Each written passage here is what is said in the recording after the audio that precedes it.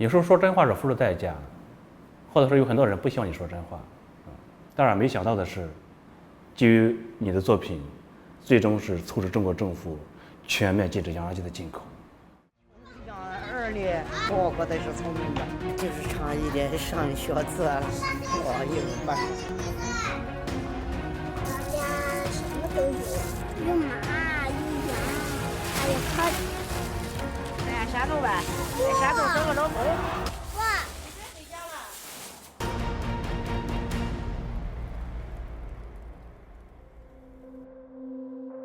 高中2年级就开始学习摄影，而且那是非常非常疯狂的喜欢，疯狂的热爱。我记得一到中午下课，我饭都顾不上吃，拎我的小照相机，就拍摄一切感兴趣的东西。但我第一个大学没有读完，我就退学了。接下来的几年就是为了生计，为了生活，做了各种各样的事情，甚至包括在大街上摆地摊去卖蔬菜等等等等。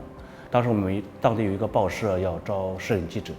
但他们有一个硬性条件，说你必须大学本科以上。到了报社门口的时候就走不动了，就是大学文凭、大学本科的学历这几个字在脑海里无限的放大，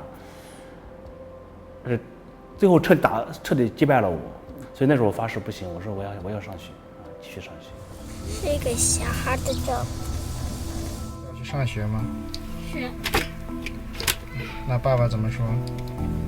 他只能一年过年带我去上学。我觉得《垃圾围城》跟《苏朗国》应该是一个姐妹篇吧。我说我已经在北京生活了5年，但我从来没有问过自己，就你每天产生垃圾到底去了哪？就是扔到楼下的垃圾筐里去、垃圾桶里去，就从此与我没有关系。那我开始骑摩托车寻找，在整个北京周边去寻找。最后我去了我平生见过的第一座大型的垃圾场。其实那个垃圾场离我家只有6公里，真的你很震惊的，太大了，气味、烟雾、羊、牛在垃圾场里觅食，我觉得很可怕，一副末日景象的样子。但当我走过一个之后，我发现第2个，发现第2个又发现第3个，追索的那种欲望让你去继续行走，在大众的视野之外。我希望更多的人能看到这一切。如果认为它是存在问题的，那么解决问题的办法在哪里？我觉得我并非一个单纯的一个纪录片导演，我应该是一个社会工作者，或者说是一个民间的记者。但没想到我们图片和资料呈现之后，引起有点超出想象的那种反响。